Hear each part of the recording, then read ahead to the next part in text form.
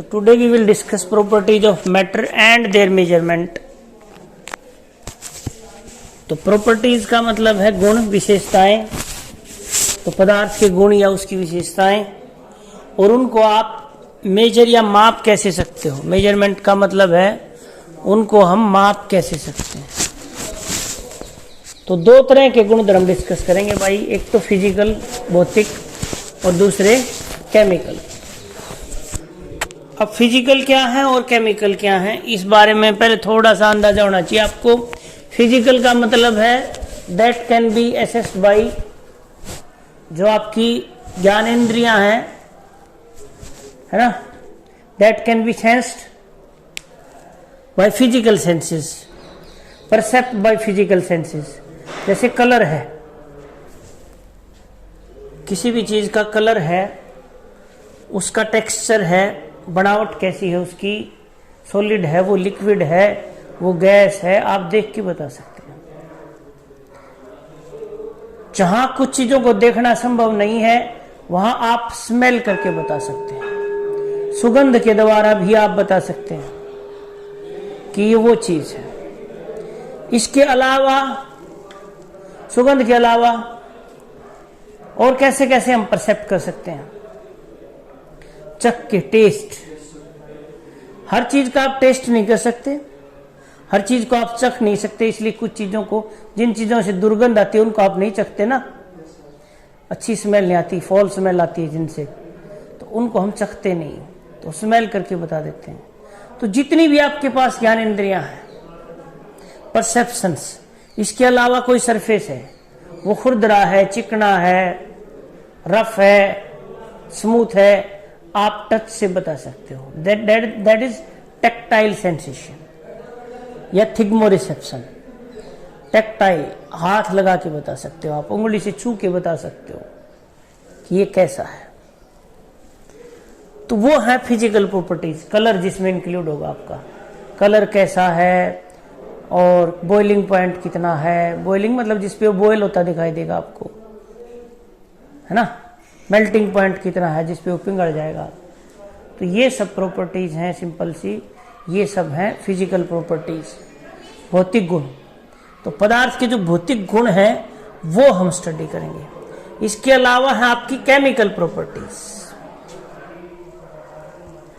तो इसमें दिया हुआ है physical properties such as colour, odour smell होती है भाई, melting point, boiling point, density, घनत्व। कोई चीज थोड़ी सी जगह में कितनी भारी है, कितनी कमजोर। जैसे आपके पास लकड़ी का टुकड़ा है, लोहे का टुकड़ा है, उतना ही बड़ा लकड़ी का टुकड़ा और लोहे का टुकड़ा ले लो आप, लोहे का टुकड़ा भारी होगा भाई। क्यों? क्योंकि लोहे का घनत्व है वो लकड़ी से ज्यादा है, डेंसिटी ज्यादा है। And chemical properties like composition, combustibility, reactivity with acid and bases etcetera. तो केमिकल प्रॉपर्टीज हैं जिसमें कंपोजिशन है, भाई ये कंपाउंड है, इसकी कंपोजिशन क्या क्या है, इसमें कौन कौन से एलिमेंट हैं, किस अनुपात में है, वो क्या है, उसकी कंपोजिशन है। जैसे वाटर है, वाटर के बारे में हमने क्या कंपोजिशन है, वाटर का की कंपोजिशन है 2 हाइड्रोजन और 1 ऑक्सीजन। किससे मिलके बना है? हाइड्रोजन और ऑक्सीजन से। और रेशियो कितना, अनुपात कितना है? 2:1। कंबस्टिबिलिटी, जल सकता है ऑक्सीजन की प्रेजेंस में या नहीं जल सकता है। कंबस्टिबल है रूम टेम्परेचर पे या थोड़ा बहुत ऊपर नीचे।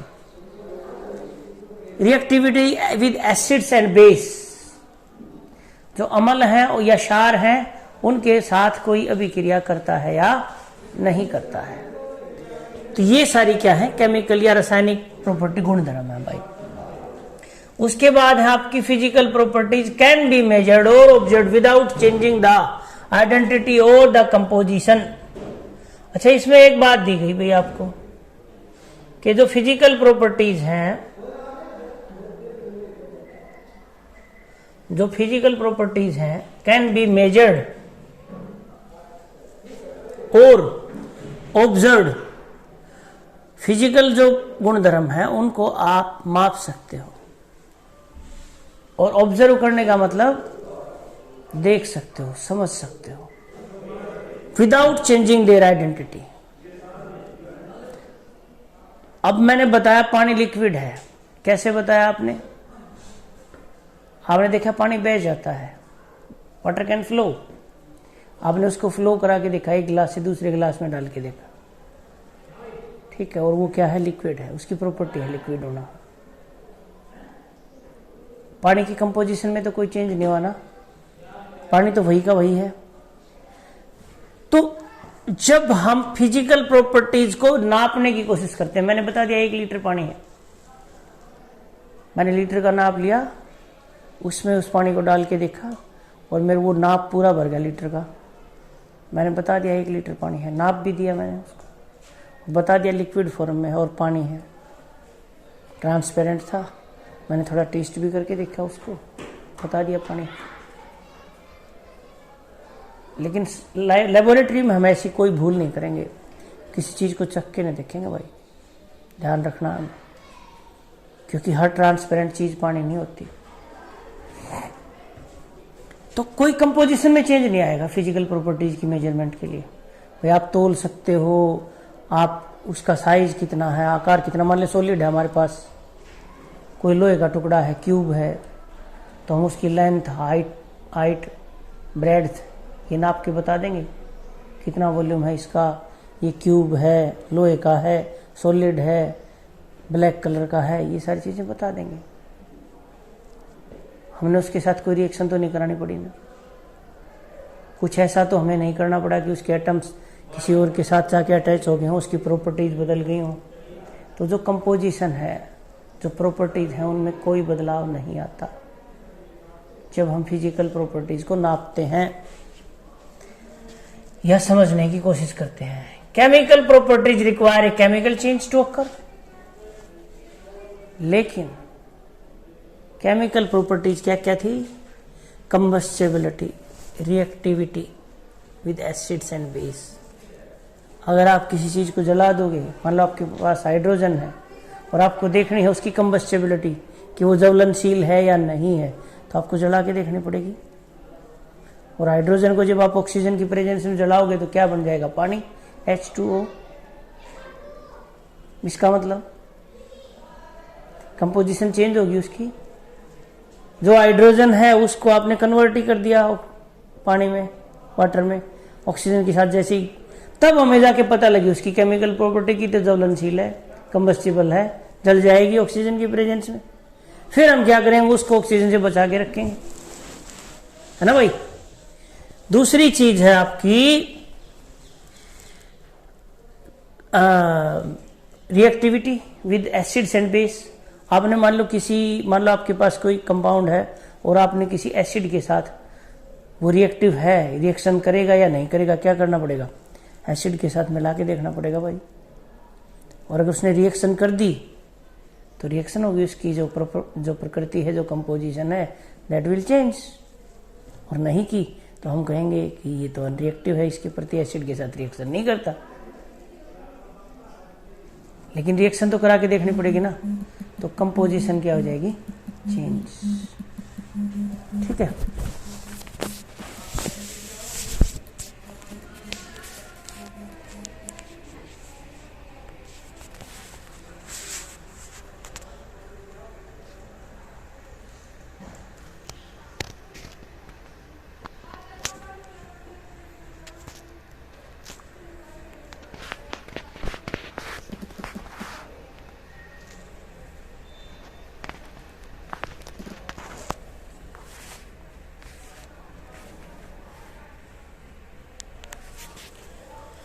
ठीक है भाई। तो measurement of physical properties does not require occurrence of a chemical change.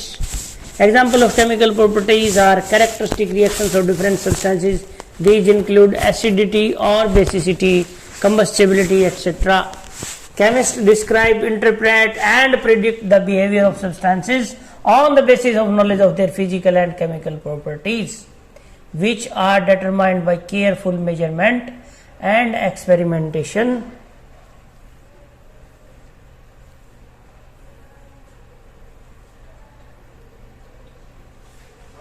In following sections we will learn about the measurement of physical properties. और जो ये आगे आने वाले सेक्शन है, इनमें हम फिजिकल जो प्रॉपर्टीज हैं उनको किस तरह से मापते हैं इसके बारे में सीखेंगे भाई। तो आप पढ़ रहे हो NCERT line to line. NCERT की बुक सबके पास होनी चाहिए। वी आर एलोबरेटिंग, एक्सप्लेन कर रहे हैं एनसीईआरटी की जो लाइनें हैं, एनसीईआरटी में जो लिखा हुआ है टेक्स्ट, उसको एक्सप्लेन कर रहे हैं, बढ़ा के बता रहे हैं, समझने की कोशिश कर रहे हैं उसको। Measurement of physical properties 1.3.2। तो क्वांटिटेटिव मेजरमेंट ऑफ प्रॉपर्टीज, देखो दो चीजें होती हैं, क्वांटिटी और क्वालिटी। क्वांटिटी का मतलब है मात्रा। क्वांटिटी का मतलब क्या है? मात्रा। 1 किलोग्राम है वो चीज, 2 किलोग्राम है, 10 किलोग्राम है, 5 किलोग्राम है, 1 मीटर लंबी है, 2 मीटर लंबी है, 3 मीटर लंबी है। ये सब है क्वांटिटी। इन सब की भी जरूरत पड़ती है आपको। जब आप कोई चीज खरीदते हो, बेचते हो, मैक्सिमम टाइम आपको इन सब की क्वांटिटी की आवश्यकता होती है। लेकिन उसके बाद आप देखते हो गुणवत्ता, क्वालिटी। आपने 1 किलोग्राम गेहूं ले लिए, उसके बाद आप देखते हो गेहूं कैसे हैं, कहीं उनमें कोई बिटल या किसी इंसेक्ट ने उनको खा तो नहीं रखा है, क्या वो पुराने तो नहीं है। बोने के लिए ले रहे हो तो आप देखो क्या वो जर्मिनेट करेंगे, नहीं करेंगे। बाकी सारी चीजें हैं वो गुणवत्ता है, quality.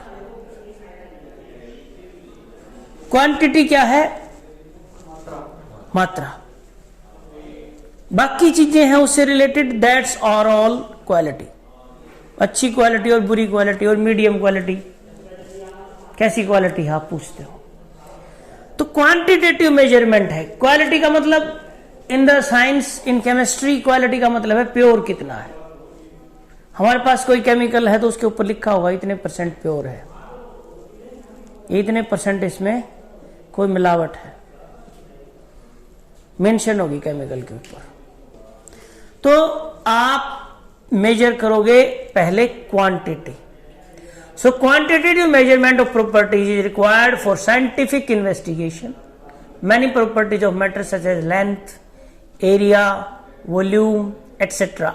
are quantitative in nature. इसी चीज की बात चल रही थी। लेंथ, एरिया, वॉल्यूम, आयतन, क्षेत्र कितना है ना, मास कितना है। Any quantitative observation or measurement is represented by a number followed by units in which it is measured. 1 kilogram, 1 kg, 2 kg, 3 kg, 4 kg, 5 kg। इसमें एक चीज है जो लगातार बदल रही है, वो है 1 2 3 5 4 न्यूमरल। जो आगे वाला है वो बदल रहा है भाई। क्वांटिटी एक तो हम किससे बताते हैं? न्यूमरल से। क्या लेते हैं? न्यूमरल। 1 2 3 4 5 6 7 8। कहीं तक कितना भी बड़ा कितना भी छोटा न्यूमरल हो सकता है। और दूसरी है उसकी यूनिट। हमने उसको नापा किसमें? हो सकता है मैं बोलूं 1, मैंने आपसे कहूं कि मेरे को 1 गेहूं चाहिए, आप क्या कहोगे? ग्रेन, 1 दाना। मैंने कहा मुझे उसकी रोटी पका के खानी है उस गेहूं की 1। आप कहोगे मैं पागल हूं, क्यों? 1 से क्या रोटी बनेगी? फिर मैं कहूं नहीं भाई, मैं कह रहा था 1 किलोग्राम। तो आप ऐसे कहेंगे, ऐसे बोले ना सर 1 किलोग्राम। या फिर मैं कहूं 1 ग्राम, फिर आप कहोगे सर आप कैसी बातें करते हो, 1 ग्राम गेहूं से आप कैसे खाना खा लोगे? 1 ग्राम गेहूं की तो बाकड़ी भी नहीं बनेगी। तो ग्राम, किलोग्राम, फिर मैं कहूं 1 क्विंटल,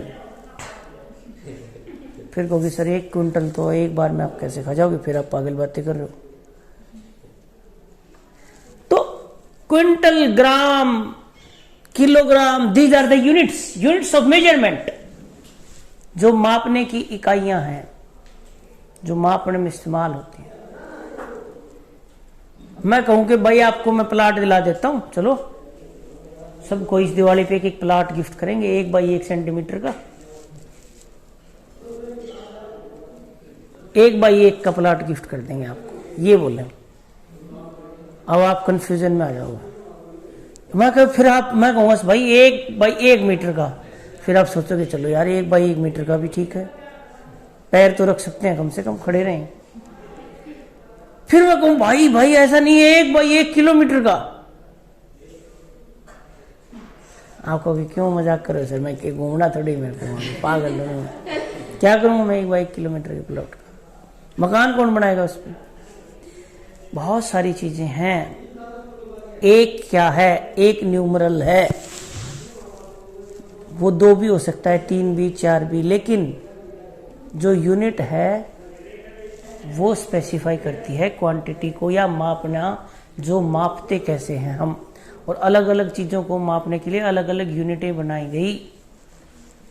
ठीक है, तो यूनिटें कैसे बनाई गई, इसमें अलग अलग देशों में अलग अलग सिस्टम थे भाई। जैसे इंग्लिश सिस्टम था या मीट्रिक सिस्टम, इंग्लिश या metric system. So for example, length of a room can be represented as 6 meter, 6 meter. Here 6 is the number and m denotes meter, the unit in which the length is measured. तो length किस में major की गई है, यहाँ पे metre में। Earlier 2 different system of measurement, पहले 2 मेजरमेंट के सिस्टम होते थे, एक तो English system, the English system and the metric system were being used in different parts of the world. तो विश्व में अलग अलग प्रकार के मापने के जो सिस्टम है वो बने हुए थे भाई। जो ब्रिटेन वाले थे वो पाउंड में नापते थे, पाउंड में नापते थे किसको, मास को। हम किस में नापते हैं, किलोग्राम में। अब वो कहें कि आप में कितना वजन है, आप कहेंगे जी मेरे में तो 50 किलोग्राम है, तो वो कंफ्यूज हो जाएगा, ब्रिटेन का आदमी कंफ्यूज हो जाएगा। आपको उसको एलबी में बताने पड़ेंगे, पाउंड, कितने पाउंड कहे हो आप, है ना। पाउंड बड़ी यूनिट है, पाउंड में 50 जिसमें किलोग्राम वजन है उसमें मिल जाएंगे 90, 80 इतने पाउंड। फिर आप कहोगे यार 80, 90 इतना वजन है मेरे में, लग तो नहीं रहा। तो क्या है, उनका मेजरमेंट का अलग सिस्टम है, हमारा मेजरमेंट का अलग सिस्टम है। इस प्रकार से पूरे विश्व में मेजरमेंट के अलग अलग सिस्टम थे। एक था MKS system, MKS, M for metre, K for kilogram, S for second. Metre जो है वो था लेंथ का, लेंथ नापने के लिए इस्तेमाल होता था। किलोग्राम जो है वो मास नापने के लिए इस्तेमाल हो रहा है, और सेकेंड है वो टाइम नापने के लिए इस्तेमाल हो रहा है। इसी तरह से एक FPS सिस्टम था, फुट, पाउंड, सेकेंड। फुट किसके लिए, लेंथ, पाउंड मास के लिए, और S सेकेंड टाइम के लिए। एक था CGS सिस्टम, सेंटीमीटर, ग्राम, सेकेंड सिस्टम। सेंटीमीटर में क्या नापते थे आप, लेंथ, ग्राम में क्या नापते थे, मास, और सेकेंड में टाइम। तो इस तरह से बहुत सारे सिस्टम थे। And the metric system were being used in different parts of the world. The metric system, which originated in France in late 18th century, was more convenient. वो ज्यादा सुविधाजनक था। जो मीट्रिक सिस्टम था वो फ्रांस में develop हुआ था, जो 18वीं शताब्दी है उसके उत्तरार्ध में। And let need of A common standard system was felt. और उसके बाद क्या हुआ, बाय द साइंटिफिक कम्युनिटी, और जो वैज्ञानिक थे उन्होंने महसूस की कि एक स्टैंडर्ड सिस्टम होना चाहिए जो पूरे विश्व में एक ही हो, कॉमन सिस्टम होना चाहिए। पूरे विश्व में जो मेजरमेंट है, जो नापने की जो इकाइयां हैं, वो सेम होनी चाहिए, क्योंकि किसी देश में कोई इकाई है, किसी देश में कोई इकाई है। ये तो हमने 2-3 देशों की बात की है, लेकिन हम किसी कबीलियाई उसमें चले जाएं इलाके में, तो वहां पता है अंगुल, हाथ, इससे नापते हैं तो पता लगे एक आदमी का हाथ इतना लंबा है और एक आदमी का हाथ छोटा है, तो वो नाप के बताएगा भाई 6 हाथ। वो ले आए उस लंबे वाले आदमी को, भाई 6 हाथ जमीन ले ले तू, और वो लंबे वाले आदमी को ले आए, वो इसे लंबे लंबे हाथ से 6 में तो बहुत सारी नाप देगा। और दूसरा आदमी है जो बेचारा 6 हाथ, जिसको 6 हाथ में बांटनी है, तो दूसरे के हाथ छोटे हैं, वो कहेगा मैं नहीं नापता इसकी जमीन, दूसरा आदमी ले आओ। या तो वो उसी लंबाई का आदमी ले आए जिसके हाथ उतने ही लंबे हो, या फिर क्या करेगा वो, और किसी से नपवाएगा तो उसके 6 हाथ में उसके कम हिस्से आएगी उसके, तो दूसरा ज्यादा ले जाएगा। तो एक फिक्स्ड सिस्टम नहीं था मेजरमेंट का, स्टैंडर्डाइज्ड सिस्टम नहीं था। स्टैंडर्डाइज का मतलब है कि उस हाथ की लेंथ है वो फिक्स होनी चाहिए, ये है स्टैंडर्ड। 1 मीटर का मतलब एक स्टैंडर्ड फिक्स होना चाहिए, कोई ये बताने वाला भी होना चाहिए कि ये 1 मीटर कितना है। और अगर मैं हेराफेरी कर जाऊं, मैं मेरी मीटर वाली रोड को बड़ी कर दूं या छोटी कर दूं मीटर वाली रोड को, है ना, तो क्या होगा, मीटर वाली रोड को मैं छोटी कर दूंगा तो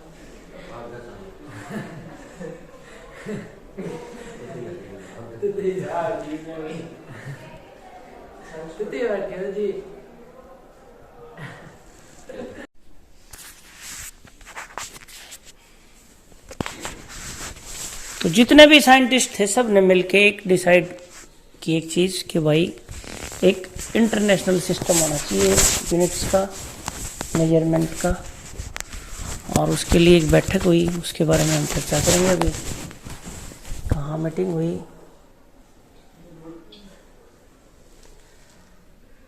Late need of a common standard system was felt by the scientific community. Such a system was established in 1960 and is discussed in detail below. इस तरह का एक सिस्टम बनाया गया जो 1960 में एस्टैब्लिश हुआ, और उसके बाद उन्होंने यूनिट डिफाइन करने की कोशिश की। तो the international system of units, international system of units और SI, आप कहोगे सर ISU क्यों नहीं लिखा इसको, तो SI का मतलब है Systeme D International. SI Systeme D International, ये फ्रेंच भाषा में है, सिस्टम इंटरनेशनल डी यूनिट्स। तो SI सिस्टम बनाया गया भाई, abbreviate is at SI, was established by the 11th General Conference on Weight and Measures। 11वीं जो जनरल कॉन्फ्रेंस थी वेट और मेजर्स की, उन्होंने सिस्टमा डी इंटरनेशनल की स्थापना की। CGPM फ्रॉम कॉन्फ्रेंस डस पोइडस एट measures. The CGPM is an intergovernmental treaty organisation created by diplomatic treaty known as metre convention. एक कन्वेंशन का मतलब संधि हुई सभी देशों के बीच में, एक कॉमन बात मान ली गई, which was signed in Paris in 1875। 1875 में जो पार्टीज थी, जो देश थे बहुत सारे, उन्होंने सब ने इस बात पर सिग्नेचर किए कि हम अपने देश में ये जो सिस्टम है मेजरमेंट का, मापने का, ये फॉलो करेंगे, इसके ऊपर चलेंगे भाई। The SI system has 7 base units, 7 base unit है, मूलभूत इकाइयां हैं, and they are listed in table 1.1। These units pertain to the 7 fundamental scientific quantities. जो 7 मूलभूत साइंटिफिक क्वांटिटीज हैं उनकी यूनिट पहले दी गई है। The other physical quantities such as speed, volume, density etcetera can be derived from these quantities. और बाकी की जो क्वांटिटीज हैं जैसे स्पीड है, गति है, वॉल्यूम है, आयतन है, डेंसिटी है, घनत्व है, ये सब इन 7 से हम बना सकते हैं, डिराइव कर सकते हैं। कैसे डिराइव करेंगे ये भी मैं आपको बताऊंगा। तो पहले हम जो मूलभूत फिजिकल भौतिक इकाइयां हैं, बेस फिजिकल क्वांटिटीज हैं 7, वो देखेंगे क्या क्या है और उनकी यूनिट क्या क्या है भाई, और सिंबल क्या क्या है क्वांटिटी के। तो लेंथ है, लेंथ का सिंबल है एल, स्मॉल एल, ठीक है। मीटर का सिस्टम है, और इसकी जो लेंथ को किस में नापते हो आप, यूनिट, यूनिट क्या है, ऐसा यूनिट मीटर, और मीटर का सिंबल है स्मॉल एम। इसी तरह से आपके पास मास है, और मास का जो सिंबल है क्वांटिटी का वो है स्मॉल एम, और इसको किस में नापते हैं आप, यूनिट ऑफ मेजरमेंट क्या है, किलोग्राम, ऐसा यूनिट, और सिंबल क्या है स्मॉल के, स्मॉल जी, के जी। इसी तरह से तीसरी जो यूनिट है, जो ना सॉरी फिजिकल क्वांटिटी है, वो आपकी टाइम, और इसका सिंबल है स्मॉल टी, और इसको नापते हैं आप सेकंड में, और सेकंड का जो सिंबल है वो है स्मॉल एस। आपने देखा कि जो भी यूनिट हैं उनका पहला अक्षर भी छोटा है, मीटर का एम छोटा है, किलोग्राम का के छोटा है, एस का, सेकंड का एस छोटा है। इसके बाद है इलेक्ट्रिक करंट। इलेक्ट्रिक करंट को जो सिंबल है क्वांटिटी का वो है कैपिटल आई, कैपिटल आई, और जो यूनिट है वो क्या है एम्पियर, और सिंबल है वो है कैपिटल ए। तो इस क्वांटिटी का सिंबल भी कैपिटल है, तो यूनिट भी क्या है, यूनिट का सिंबल भी क्या है, कैपिटल है। इसके बाद है थर्मोडायनामिक टेम्परेचर। तो जो थर्मोडायनामिक टेम्परेचर है that is simply nothing but temperature, क्या है, टेम्परेचर ही है भाई, और उसका सिंबल क्या है, कैपिटल टी। उसको नापते किस में है, केल्विन में, और केल्विन का जो ऐसा यूनिट है वो क्या है, सिंबल क्या है, कैपिटल के।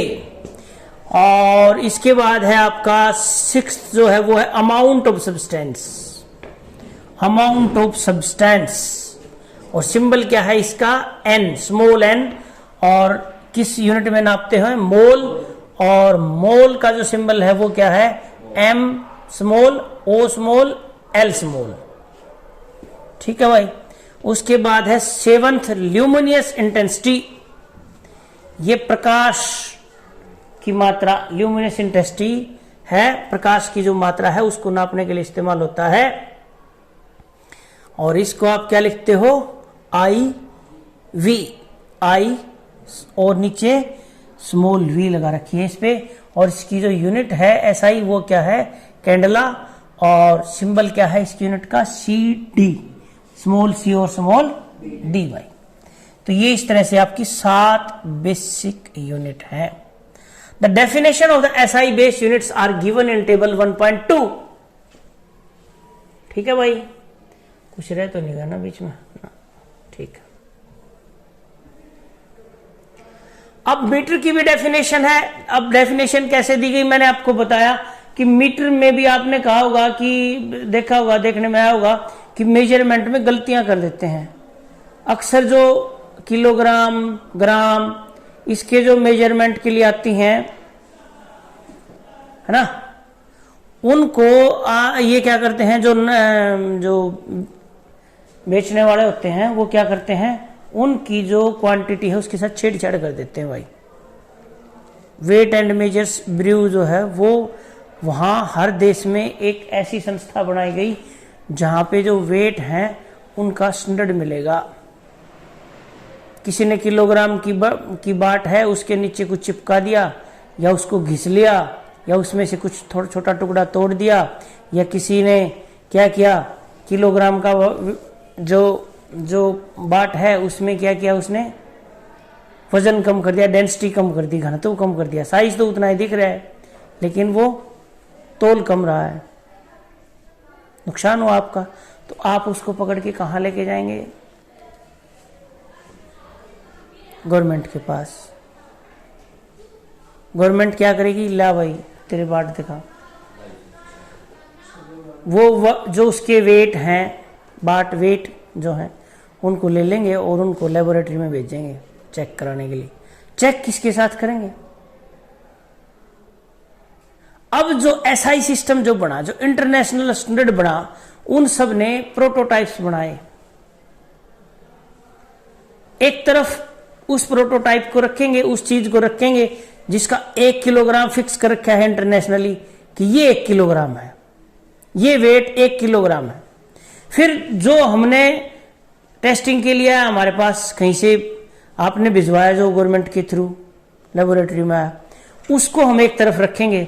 फिर हम मेजर करेंगे कि ये कम है, इससे कितना कम है, तो किसी के साथ तुलना तो करनी पड़ेगी ना।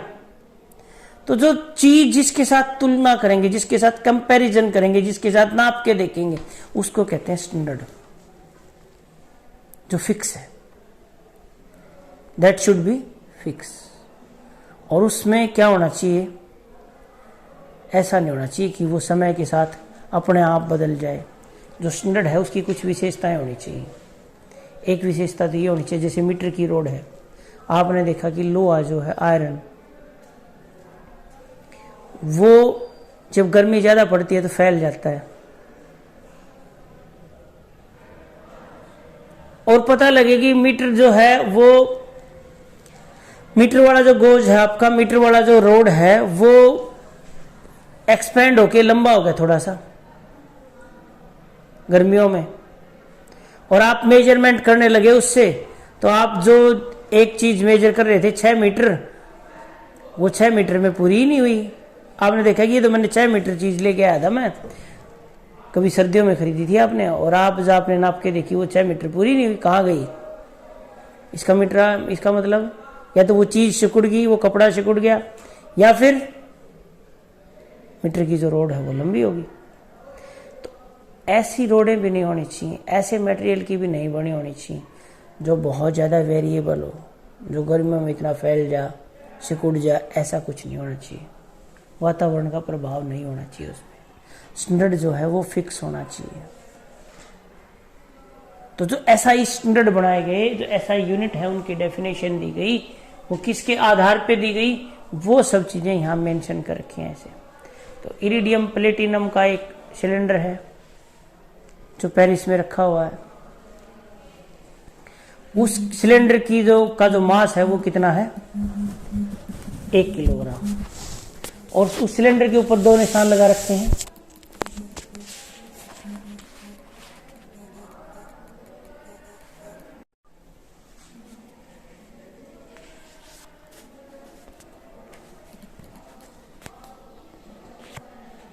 उसके ऊपर हमने 2 निशान लगा रखे हैं भाई। उन निशानों के बीच की दूरी कितनी है? 1 मीटर। और जब भी उस इरिडियम प्लेटिनम के सिलेंडर की कॉपीज, वैसे के वैसे सिलेंडर हर देश में भेज रखे हैं बना बना के, और हर देश का अपना एक स्टैंडर्ड मेजर ब्रू है। हर देश की एक अपनी संस्था है जो वेट एंड मेजर्स का ध्यान रखती है। Weight and measures bureau, weight and measures bureau, वो क्या करती है?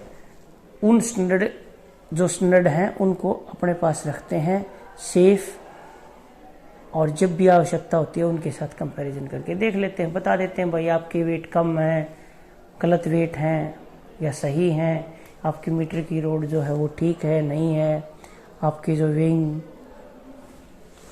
के लिए इस्तेमाल हो रहे थे वो बाट वो ठीक है या सही है। ठीक है, वेट। तो यहां इस तरह से डेफिनेशन भी दी हुई है भाई।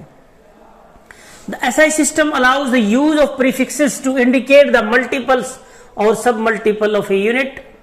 These prefixes are listed in table 1.3.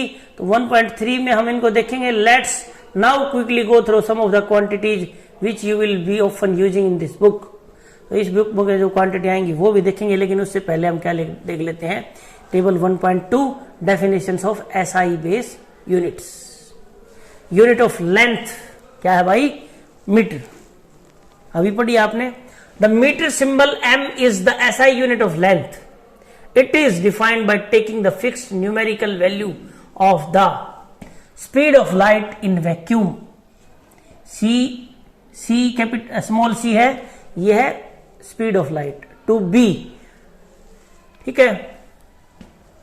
तो कितनी है स्पीड की light 299792458 when expressed in the unit meter per second, when the second is defined in terms of the cesium frequency delta VCS। तो ये डेफिनेशन आपको इस तरह से याद रखनी है। तो ये क्या है, एक फिक्स न्यूमेरिकल वैल्यू है, 1/, जो मीटर है वो जो स्पीड ऑफ लाइट है उसकी तुलना करके लिया हुआ हमने, ठीक है। 1 सेकंड में स्पीड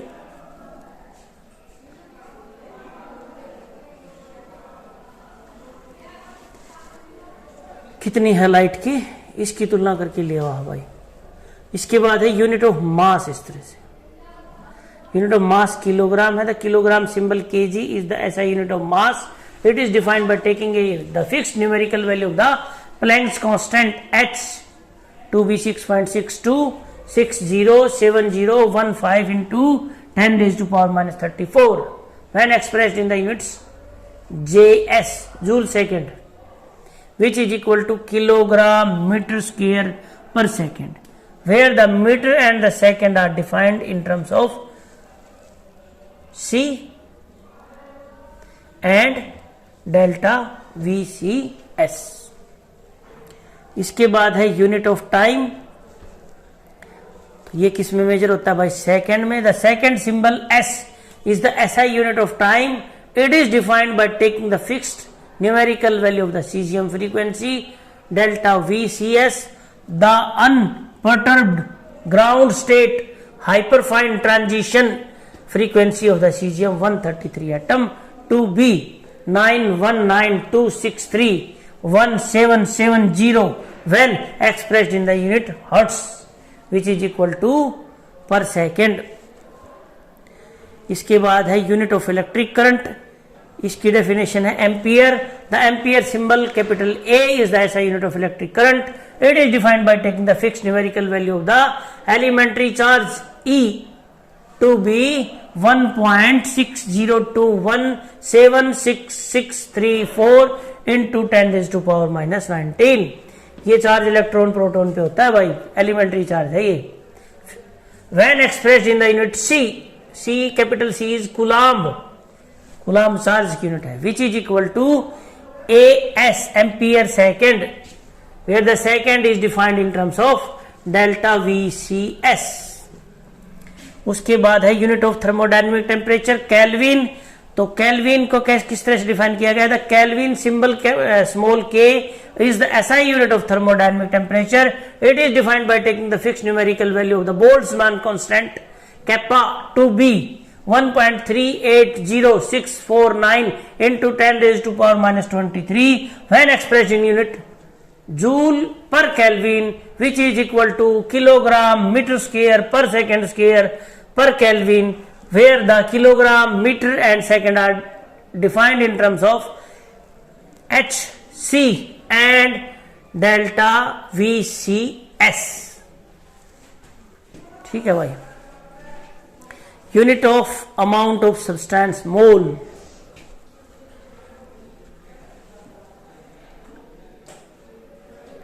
ठीक है। The mole symbol mole is MOL, small MOL symbol है इसका, is the SI unit of amount of substance, पदार्थ की जो मात्रा है, amount of substance. 1 mole contains exactly 6.022121476 into 10 raised to power 23, and this is known as Avogadro's constant. Elementary entities, this number is the fixed numerical value of the Avogadro constant capital Na when expressed in the unit per mole and is called the Avogadro number.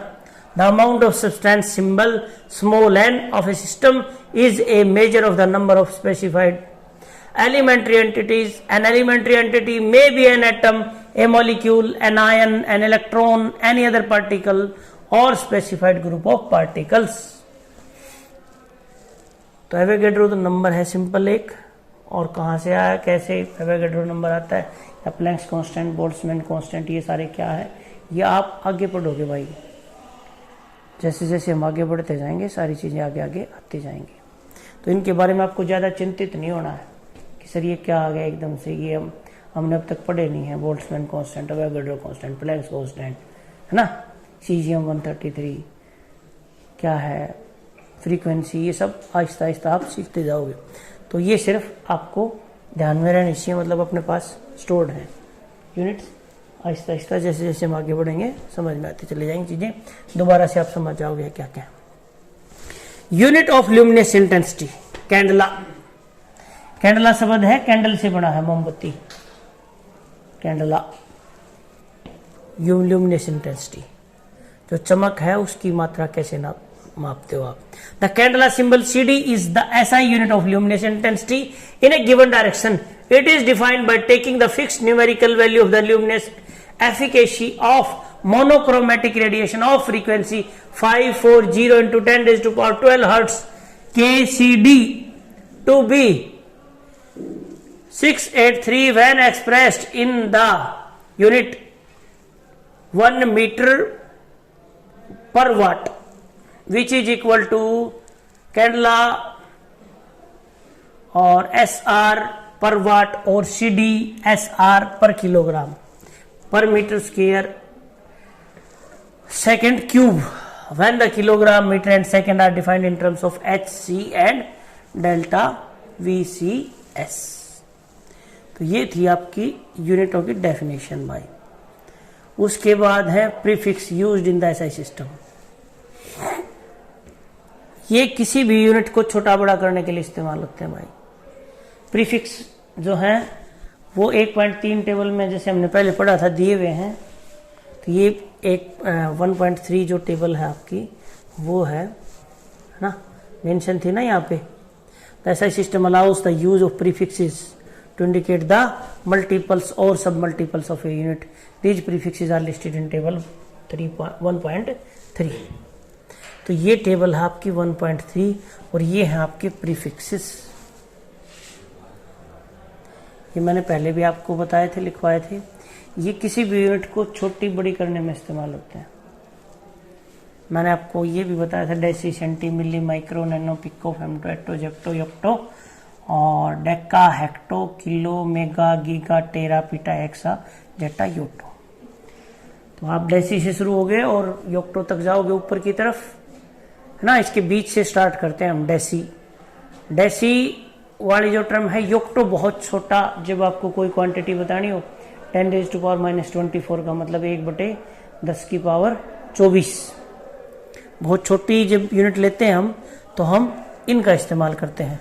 और जब हम bulk में unit लेते हैं बहुत बड़ी बड़ी, kilo, mega, giga, tera, पीटा, गीगाबाइट, मेगाबाइट, है ना, जीबी, एमबी, डाटा आता है ना एमबी में, मेगाबाइट, जीबी और भी बड़ा है गीगाबाइट, ठीक है। फिर टेराबाइट 1 टीबी, है ना।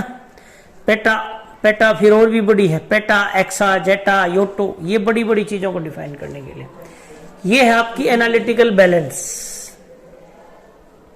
ये अपनी लेबोरेटरी में है जो वेइंग बैलेंस इस तरह की, इसके अलग अलग पार्ट दिए हुए हैं।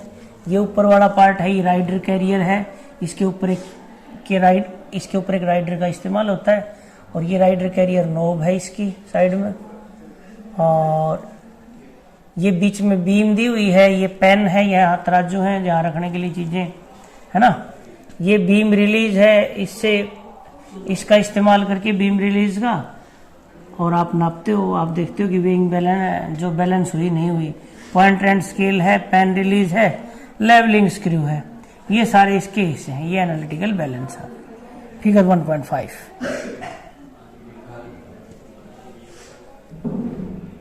उसके बाद है 1.3.4 मास एंड वेट।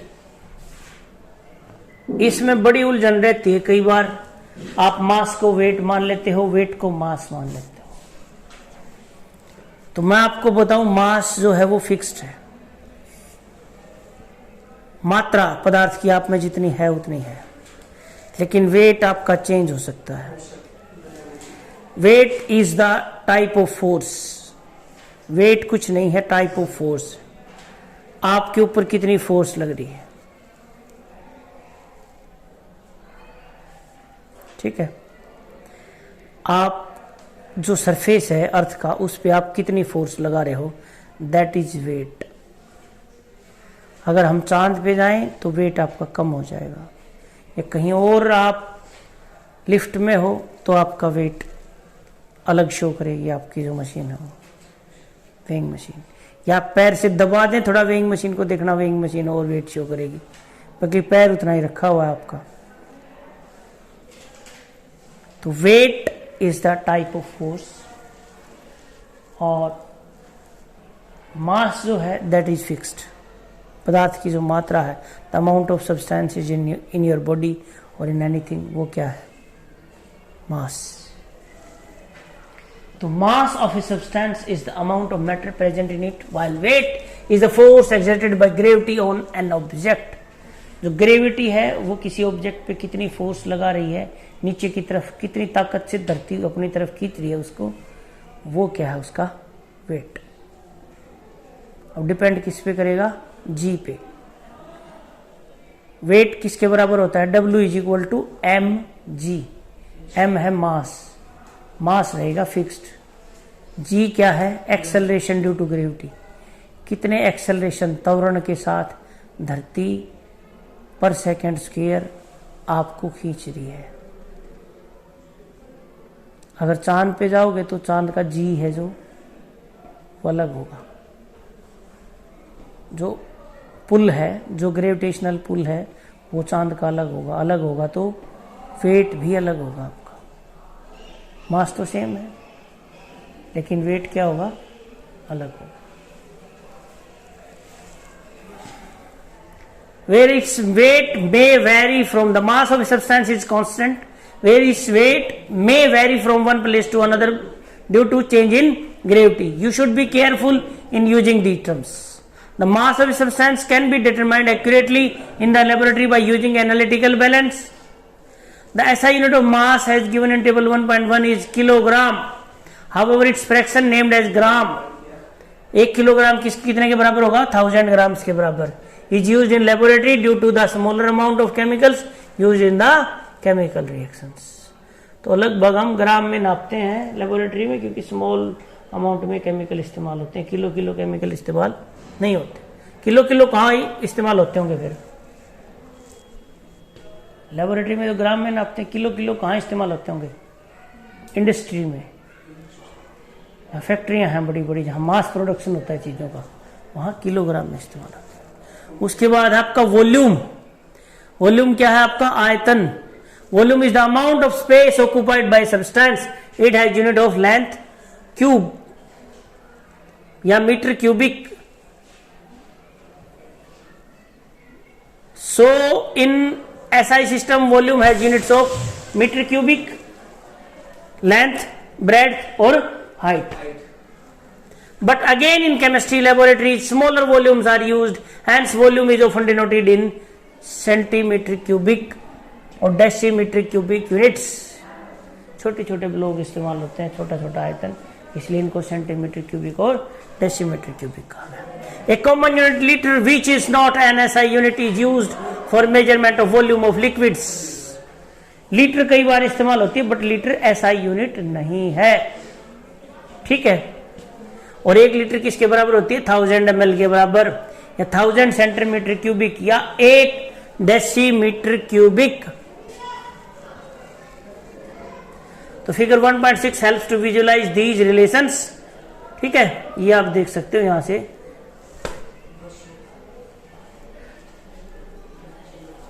और क्या है भाई, एक मिनट देख लेते हैं, मैं एक बार देख लूँ भाई क्या है और क्या बच गया अपना। वॉल्यूम हो गया ना, वॉल्यूम वाला बाकी नहीं बचना चाहिए। वॉल्यूम कर लेते हैं कंप्लीट एक बार।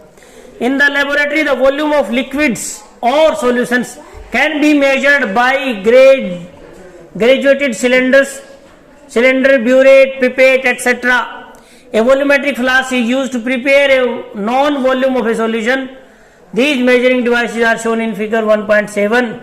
This is burette, this is pipette, this is graduated cylinder, this is volumetric flask. ये आपके पीछे रखे हुए सारी चीजें अपनी लैब में रखी हुई हैं। ये मैंने इस यहाँ मेज पे निकाल के रखे हुए हैं, देख सकते हो आप, है ना। डेंसिटी और इससे आगे फिर पढ़ेंगे कल, ठीक है भाई।